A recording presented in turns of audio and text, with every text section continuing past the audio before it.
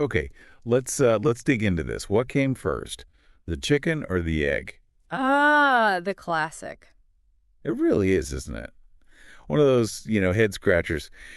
We actually have this bit of audio. It's two university professors just really going at it over this exact question. Right, and both completely convinced they've got the right answer. Exactly, which is kind of funny. Yeah. You'd think experts, people who presumably live and breathe research, might have landed on something definitive, but no, Yeah. total disagreement. Well, it does kind of highlight that basic human thing, doesn't it? That drive to find answers, to Yeah, figure things out, even for questions that seem, well, a bit whimsical. totally. That need to understand cause and effect. Uh-huh.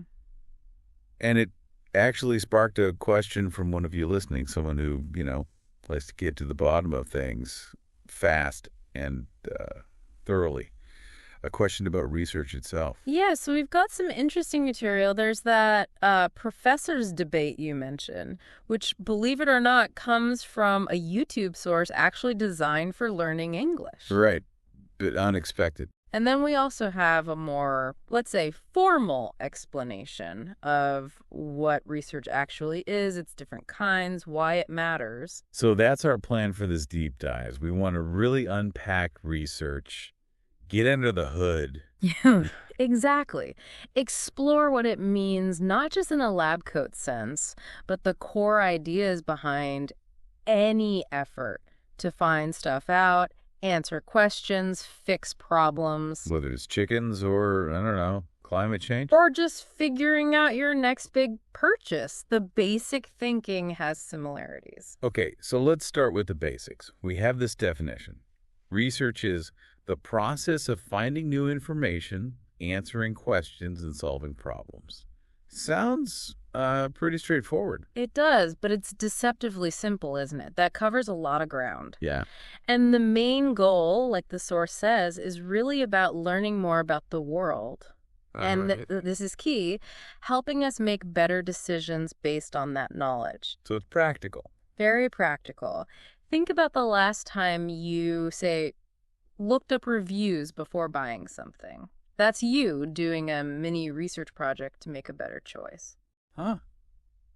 Never thought of it quite like that. And it's not just for, academics and labs, right? Oh, absolutely not. The source is clear on this. Research is this super versatile tool. Science, medicine, business, education. You name it. So even our debating professors. Well, yeah, in their own, perhaps slightly less systematic way, they are trying to find an answer, aren't they? They're trying to establish what they see as the truth based on, well, whatever they're basing it on. Even if it's more argument than rigorous research sometimes. Right. But it stems from that same impulse, finding information, answering a question. Okay. So we get what it is. But the big question, why should we really care? In our busy lives, what's the actual payoff? Oh, the payoff is massive. I mean, the source basically says research is the engine driving our understanding of, well, pretty much everything. Like what? Give us some examples. Okay, think medicine, new treatments, vaccines, surgical methods, all that comes from intense research. Right. Obvious one. Or scientists finding new planets, figuring out how the universe works. Research again. Yeah. Businesses trying to understand what customers actually want or need. Market research. Okay. So for you, listening, wanting to be informed, wanting those aha moments, engaging with research findings is how you get there. And it's about fixing things too, isn't it? Solving problems. Like the source mentioned reducing traffic jams. Exactly. Or figuring out why one product takes off and another flops. It all comes back to systematically looking for answers, for solutions. Which kind of leads us to the how, doesn't it? Yeah. Good research isn't just random clicking online. It follows a process. That's a crucial point. Our text really emphasizes this step-by-step systematic approach. So step one, where do you begin? It feels kind of big. Well, the first big step is nailing down your topic. But not just, the environment. It needs to be specific, clear, meaningful. Like the example they gave, not just climate change, but Right. The effects of climate change on Arctic fox migration. Much clearer, much more focused, gives you direction. makes sense. Narrowed down. So you got the topic. Then what? Then comes gathering information. And this is where, our professors claim they did extensive research, read the literature. Yes. The claims. But good research relies on credible sources. The text lists things like academic books, journals, reputable websites, interviews with experts, government reports, university studies. So really digging deep, not just the first page of search results. Precisely. And critically evaluating where that info comes from. Is it reliable? Is it biased? Mm-hmm. And while you're gathering, you're usually guided by specific questions. What exactly are you trying to find out? What's the gap you're trying to fill? And sometimes this is more hands-on, like experiments or surveys. Absolutely.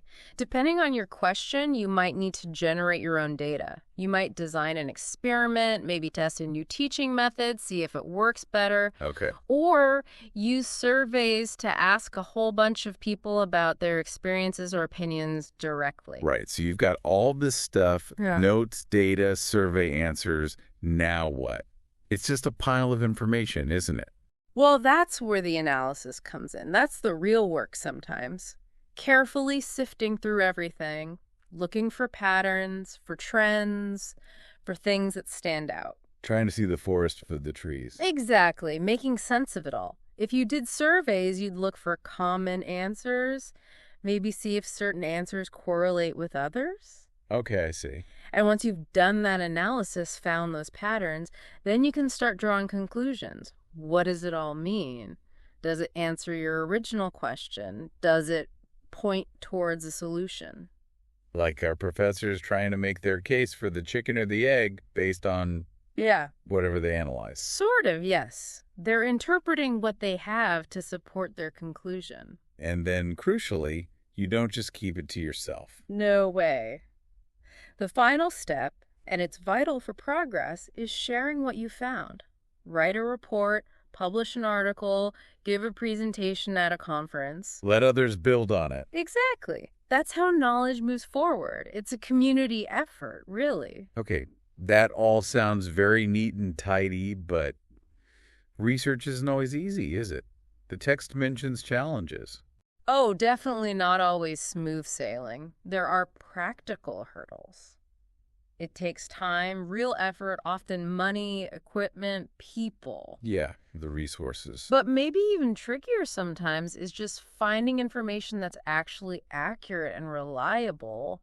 That's a big one. Which, yeah, brings us right back to those professors again, doesn't it? Yeah. One accusing the other of a flawed approach. Right, and saying the data collection wasn't systematic. Uh-huh. That immediately casts doubt on the conclusion, doesn't it? If the method was bad, how much faith can you have in the result? Good point.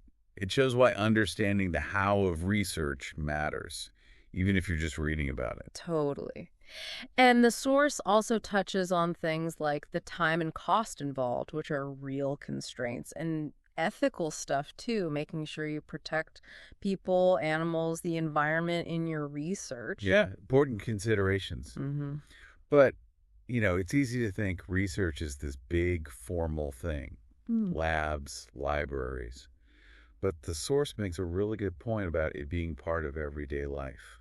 It really is. It's fascinating when you start noticing it. Wow. We do informal research constantly without labeling it. Mhm. Reading product reviews before you buy something online. That's research. Comparing job offers. Research. Planning a vacation and looking up destinations, hotels, flights. All research. Huh. Yeah, I guess so. Parents checking out different schools for their kids. People looking into health treatments. It's the same basic process, gathering information to make a better, more informed decision. And the internet. Wow, that's changed things, hasn't it? Information overload, almost. It's made access incredibly easy, that's for sure. Search engines, databases, boom, it's there. But there's a but. There's a big but. As the source points out, that ease of access means we have to be more careful, not less, about checking if the information is actually trustworthy. Just because it's online doesn't make it true. Exactly. Critical evaluation is more important than ever. Now, let's loop back to that entertaining argument between the professors. It's funny how that English lesson actually gives us some really useful words for talking about research. It really does. The vocabulary they focused on, Erica and Marco, it's perfect for discussing how strong research claims are or where they might be weak. Okay, like irrefutable. One professor says his data is irrefutable. Meaning, impossible to deny. Absolutely solid. Sets a super high bar. But then the other one fires back that the investigative approach was flawed. Yep. Flawed, meaning it has a mistake, an error, a problem in how it was done, which of course completely undermines the irrefutable claim. Right, and then there was systematic, the criticism that the data collection wasn't systematic. Meaning it wasn't orderly, wasn't following a clear process. Again, that shakes your confidence in the findings. If the method's messy, the results probably are too. Yeah, and we can't forget preposterous. Yes!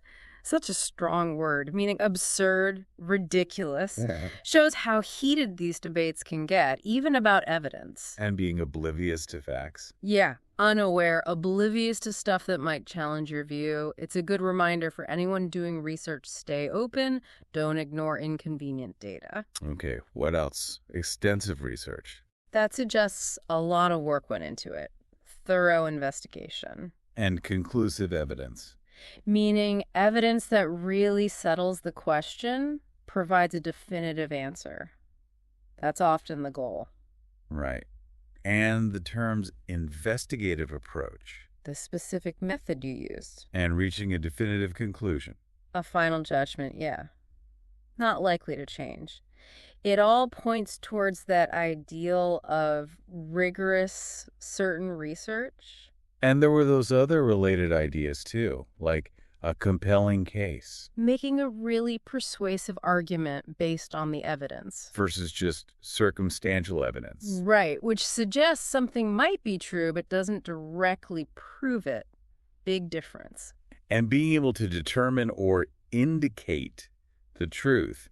That vocabulary is actually really helpful for breaking down arguments you hear about studies or findings. It absolutely is. Gives you the tools to think critically about it all. So, wrapping this up, what's the big takeaway here? The main thing to remember about research? I think the core idea is that research is fundamentally a structured, purposeful way we learn and understand things. It's not some mysterious process only for specialists. Right. It's a basic human tool, really powerful, driving progress and helping us all navigate life, whether it's huge global issues or just, everyday curiosities. So for you listening, maybe think about a question you have, or even a belief you hold pretty strongly. What kind of research, even just some informal digging, could you do to explore it more? Yeah, maybe challenge your own assumptions a little. Really think about where you get your information day to day. How reliable are those sources really? That's such a crucial skill now, being able to understand research, even just the basics, and evaluate information critically. It really empowers you. Makes you a sharper thinker in a world that's, constantly throwing new information at us. Exactly. It's a skill that's only going to get more important.